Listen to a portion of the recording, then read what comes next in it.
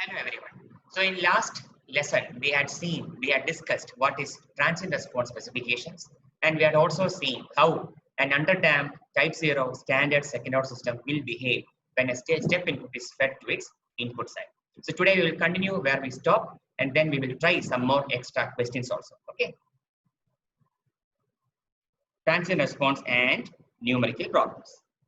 So as in a brief nutshell, response means output as a function of time t. And any response comprises of two parts. One is the transient part or the natural response, and the steady state part, which is nothing but the forced response. Okay. So transient part is that which dies out as time t tends to infinity. So that at steady state or at final time t equal to infinity, we are left out with only the steady state part.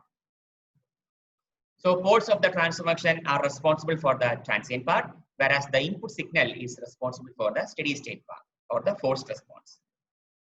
So underdamped systems we had discussed, its general form is omega n square divided by s square plus 2 zeta omega n plus omega n square. Omega n is called the undamped natural frequency. Undamped natural frequency. And zeta is called damping ratio. Zeta is called damping ratio. Okay, so when zeta lies between 0 and 1, we get what is called an underdamped system, right? So where will be the closed two poles? Closed two poles will be complex conjugate with negative real parts. Okay, minus zeta omega n plus minus j omega n into root of 1 minus zeta square, as you can see here in the S plane. Okay, the pole zero map has been done here. What's the real part? Real part is minus zeta omega n. What's the imaginary part? Plus j omega into root of 1 minus zeta square and minus j omega n into root of 1 minus zeta square. Okay. So we had seen that the unit step response will be 1 minus e raised to minus theta omega nt by root of 1 minus zeta square into sine omega dt plus theta, where theta is tan inverse root of 1 minus zeta square by zeta. So one is the steady state part and the remaining is the transient part or the natural response. So natural response comprises a damped sinusoid with an exponential envelope whose time cost is equal to the reciprocal of the poles real part. Where were the poles? Poles were at minus zeta omega n plus minus j omega n into root of 1 minus zeta square. Okay.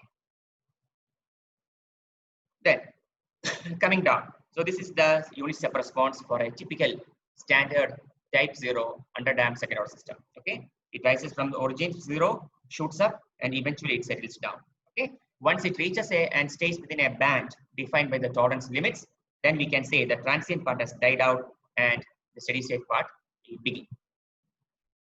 So we had seen what are the different kind of specifications like rise time. Rise time was given by pi minus theta by omega d, where theta was tan inverse root of 1 minus theta square by zeta. And keep in mind, unit of theta is in radians. What was peak time? Peak time means the time taken by the response to reach the first peak. Okay. So this point, this is the peak point. This is called peak time. Peak time is given by pi by omega d. What is omega d?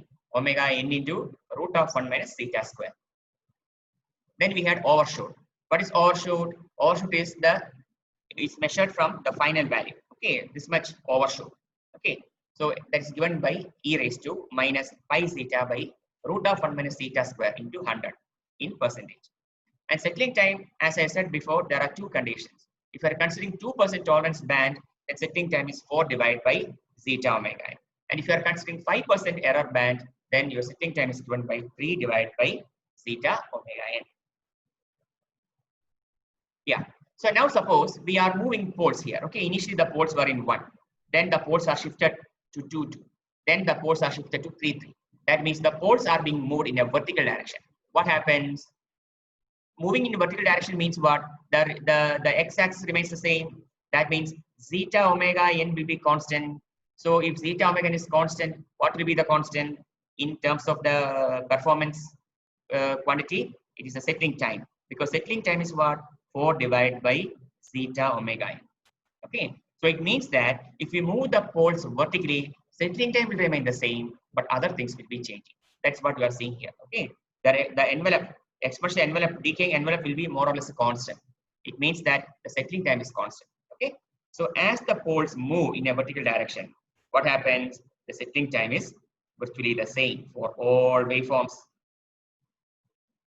Okay, because the real part remains the same. Real part is nothing but what is the complex conjugate pole? Minus zeta omega n plus minus j omega n into root of 1 minus zeta square. Okay, so the real part of the complex conjugate pole will determine the settling time. Okay, if you move vertically, only the imaginary part keeps changing. That means frequency keeps increasing. Okay, but settling time remains constant. So you can see here, curve 1 is like this. Curve 2, the frequency increases. Curve 3, again, the frequency increases. But in all the three cases, settling time is virtually a constant. Why? Because the real part is constant. 4 divided by zeta omega n. Okay. Now, what happens if you are shifting the poles horizontally like this? Okay, initially, it was at 1, 1. Now, it is at 2, 2. So, what is constant here? The imaginary part. And the complex conjugate poles are minus zeta omega n plus j omega n into root of 1 by zeta square. So this part is constant. Okay. So means what? Which will be constant? The peak time. Because what is peak time? Pi divided by omega n into root of 1 minus zeta square. Okay. So peak time will be constant, but other things will be changing. Okay. So as the poles move left or right, peak time is the same for all the waveforms. Okay. So you can see this is the peak time. It will be constant. Why peak time is constant? Because the imaginary part is constant. Settling time will be different because you are now changing the real part. Okay. So here, say maybe this is the settling time TS1, or you can say this is TS2, and here maybe this is TS1. Okay, they are different because the real part is different. Got it? Now suppose you are moving in radially. What happens? If you are moving radially, your zeta remains constant. If you remember, or if let me go back. See, this was theta. Okay, and this gave you, this was theta, right? So what was cos theta? Cos theta was what? Adjacent side. Adjacent side is zeta omega n divided by hypotenuse. Hypotenuse is omega n. Okay, so it means that if you move radially like this along this line radially, your zeta, the damping ratio remains same. And damping ratio remains same means what will be the same? Which quantity will be the same? It will be the percentage overshoot. Because what is percentage overshoot? E raised to minus pi zeta divided by root of 1 minus zeta square. Okay. So as you move along the radial line, your damping ratio and hence your overshoot will be constant. Okay. But of course, your x and y products are varying, right? So your damping ratio and overshoot will be the same, but other things like settling time, then peak time, etc. will vary. Okay. So that's what you can see here, right? They have same overshoot, but settling time is different, peak time is different, etc. Okay. If the poles move with constant damping ratio, then the percentage overshoot remains the same. Okay. So that is the effect of moving in radially. Your percentage overshoot remains the same, but settling time, peak time, etc. will be varying. Now all these things have been superposed into the S-plane. Okay, so this is the S-plane.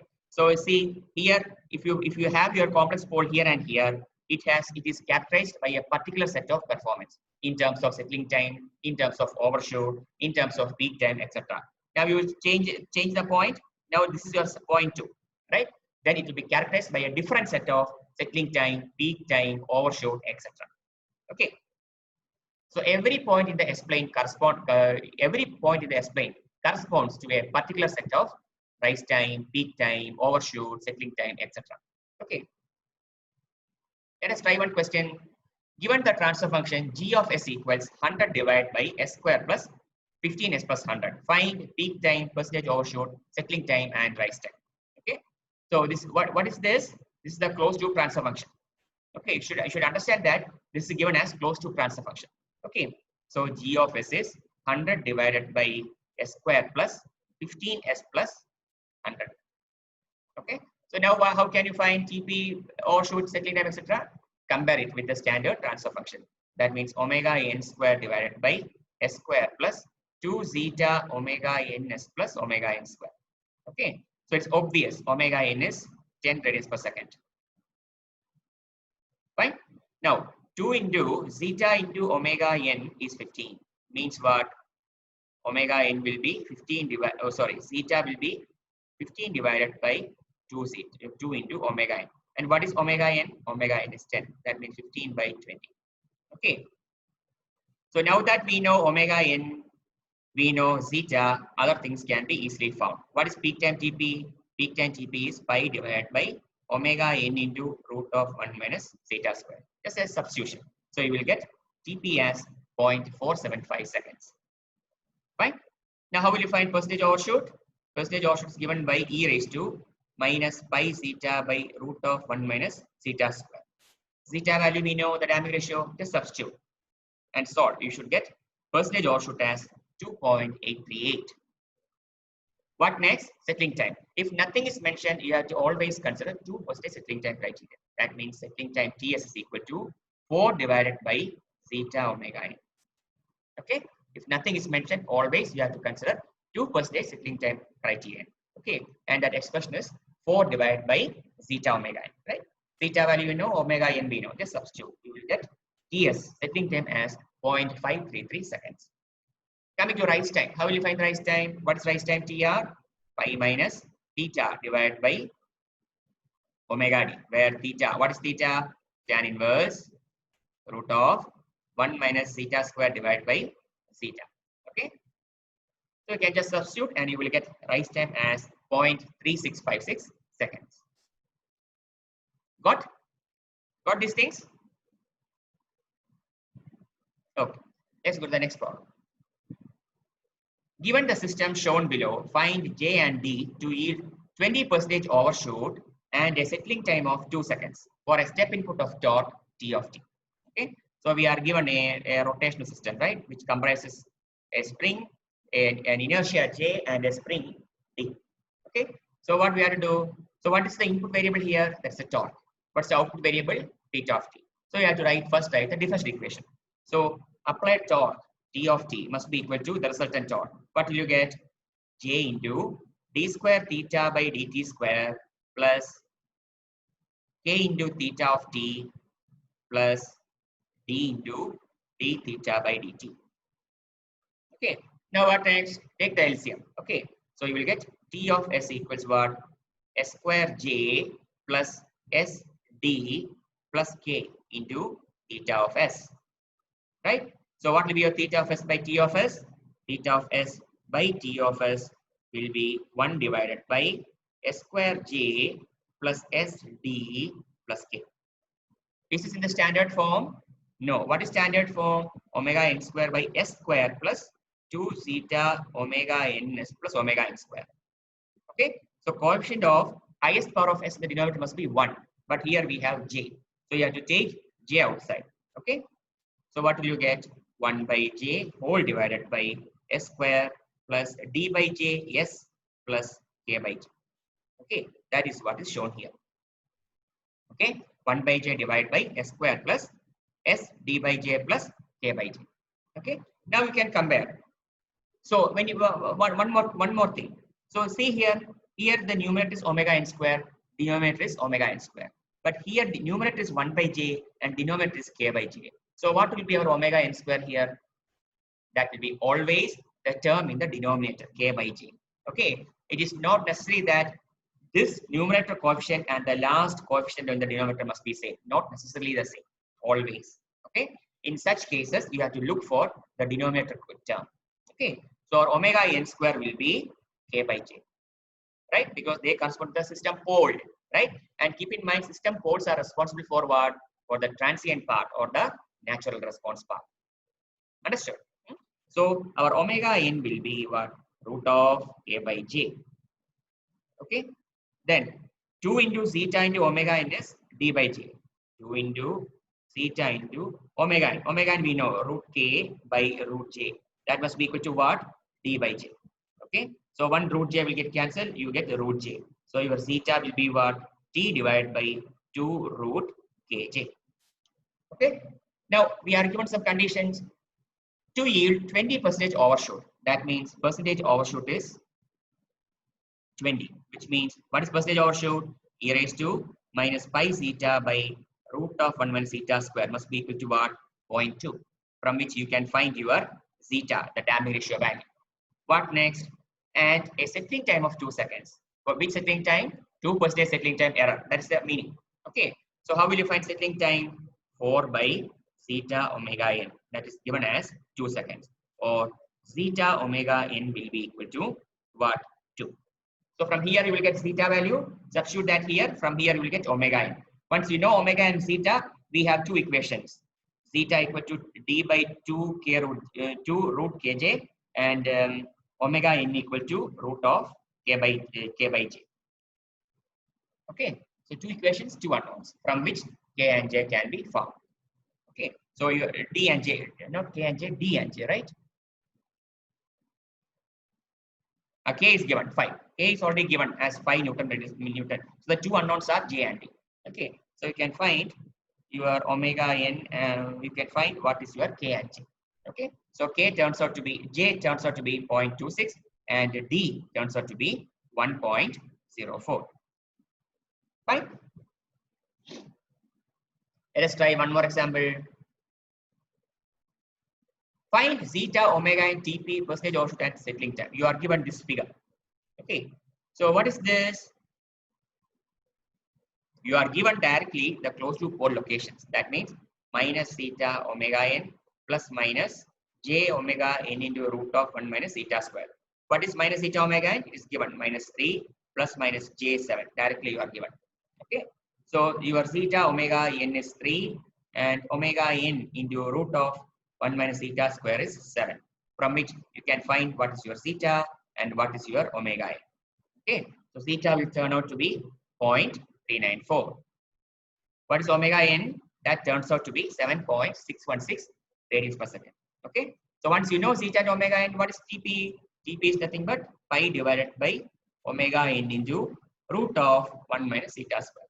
Okay, and that turns out to be 0.449 seconds. What is percentage overshoot? How will you find? Percentage overshoot is e raised to minus pi zeta divided by root of 1 minus zeta square. The substitution of zeta and omega n. So you will get 26%. And settling time, how will you find? Settling time is 4 divided by zeta omega n. So you should get your settling time as 1.333 seconds. Okay. Let's move to the next question now. Select the parameters k and t for the feedback control system shown below so that peak overshoot of the step response is less than 5% and settling time is less than 4 seconds. So you are given a configuration of this kind. Okay. For your forward path transfer function g of s is k divided by s into tau s plus 1. And what is h of s? H of s is 1 here. It's a perfect feedback. So what will be the closed loop transfer function? So closed loop transfer function will be what? G divided by 1 plus gh. So what? So that means y of s by r of s is what? K by s into tau s plus 1 whole divided by 1 plus k by s into tau s plus 1.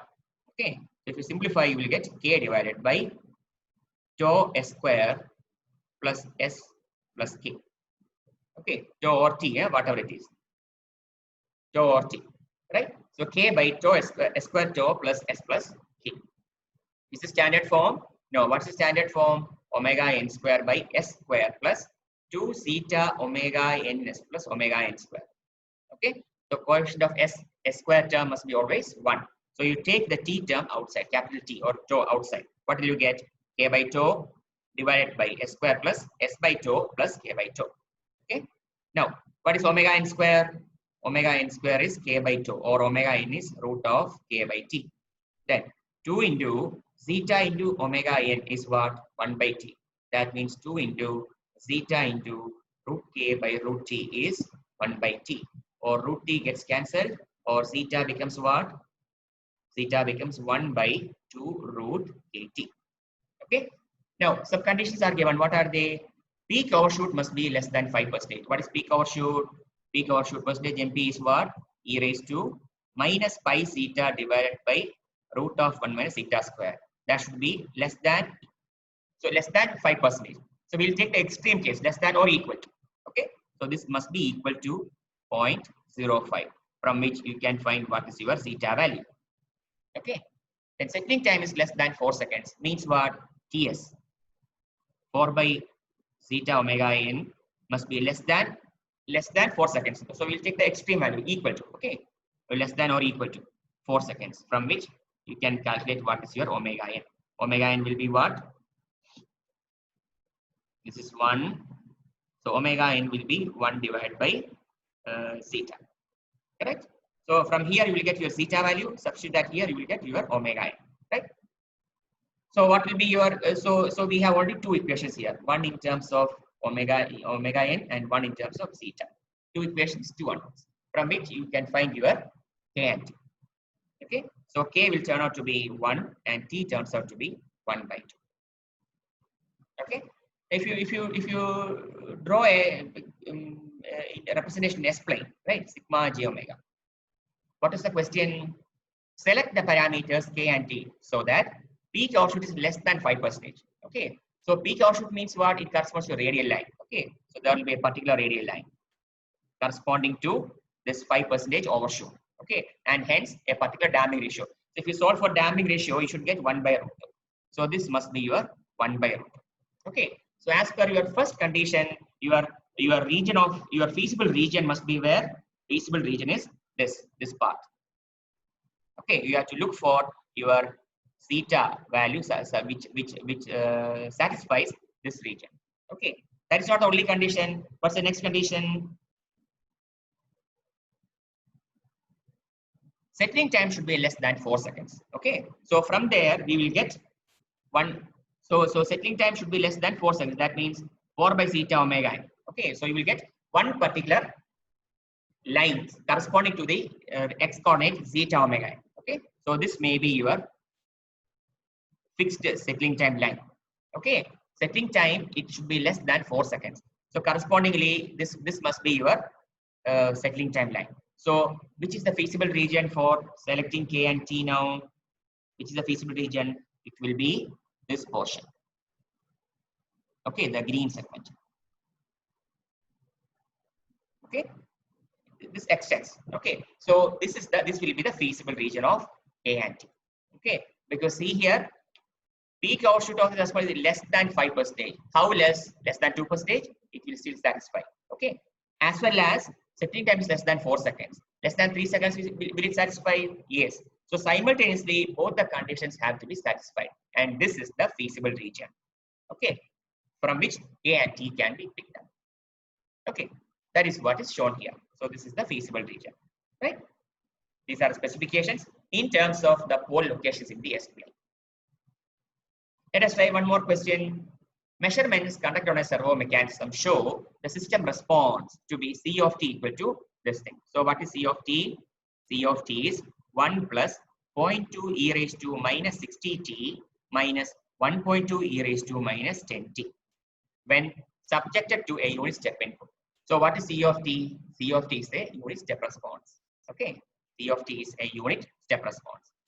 Obtain the expression for closed loop transfer function, damping ratio, and undamped natural frequency. How will you find the closed loop transfer function?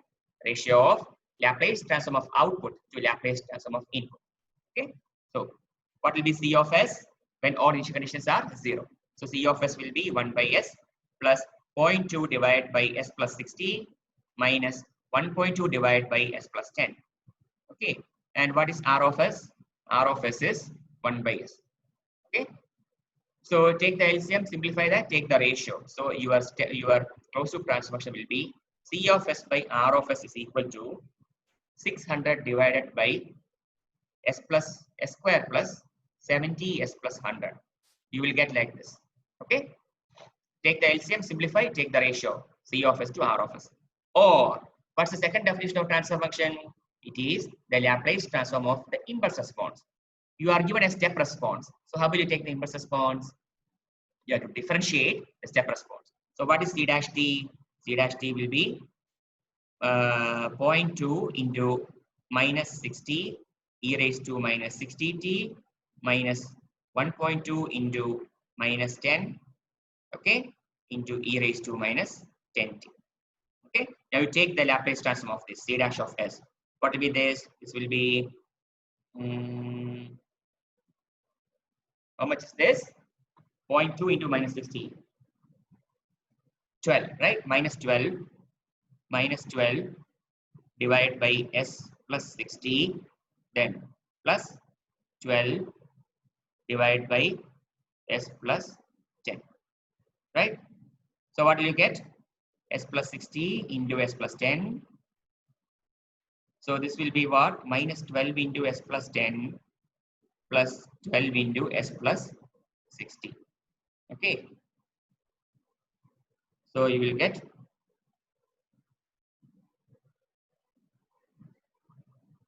600 divided by same thing you will get. Okay. 600 divided by s square plus 70 s plus, this is 600, huh? 600. 600. Okay, so this will be your closed loop transfer function. Now what next? You have to find the damping ratio and undamped natural frequency. How? Compare it with the standard form. What's the standard form? Omega n square divided by s square plus 2 zeta omega ns plus omega n square. Okay. Now what is omega n? Root of 600 radians per second. Okay. So 2 into zeta into omega n is what? 70. Or that means 2 into zeta into root 600 is 70. Or what is your zeta? Zeta will be 1.4288. What's the unit of zeta? It's a constant, so there are no units. It's a dimensionless constant. Okay, so zeta is 1.4288 and omega n is root of 600 radians per second. Fine. So last problem. A unity feedback system is characterized by an open loop transfer function g of s equals k divided by s into s plus 10. Determine the gain k so that the system will have a damping ratio of 0.5. For this value of k, determine settling time, peak overshoot, and time to peak overshoot for a unit step input. Okay, what's the meaning of this? Unity feedback system means what? H of s is 1. So this is something like this. This is our g of s, k divided by s into s plus 10. Okay, it's a unity feedback. So h of s is 1. Right? So this is r of s and this is c of s. So what will be c of s by r of s? G divided by 1 plus gh, where h is 1 here. So you will get k divided by s square plus 10s plus k. Okay? Now what's the next question? Determine k so that system has a damping ratio of 0.5. So if you compare with the standard form, 2 into zeta into omega n is 10, or 2 into damping ratio is given 0.5. 2 into 0.5 into omega n is 10, from which you will get your omega n as 10 radians per second. Okay, so what will be your k? What will be k now? What's the standard form? Omega n square by s square plus 2 zeta omega ns plus omega n square. So it's obvious k is equal to omega n square. How much? 100. Okay, what next? Determine settling time. What is settling time? Keep in mind it is for 2% criterion. Okay, 4 divided by zeta omega n. 4 divided by 0.5 into 100. You will get settling time as 0.8 seconds. Okay. Now how will you find peak overshoot? Peak overshoot is given by e raised to minus pi zeta by root of 1 minus zeta square. Okay. E raised to minus zeta is 0.5, pi divided by root of 1 minus zeta square. If you substitute that, you should get 0.163 or 16.3%. You have to solve it for yourself, then only it will be clear. Okay, just by looking, everything seems to be very easy, right? But you have to solve and get confidence of yourself. Then what next? Time to peak overshoot. How will you find time to peak overshoot? It means peak time, TP. What is TP? Pi divided by omega d, where omega d is omega n into root of 1 minus zeta square. So pi divided by, what is omega n? Omega n is 10. 10 into root of 1 minus 0.5 square. And that will be around 0.3627 seconds. Okay. Fine. Yeah. So what did we do today? Today we had reviewed the transient response specifications for a second order underdamped system. And we also took up some numerical problems. So in the next class, we will start with what is the steady state error. Okay, thank you.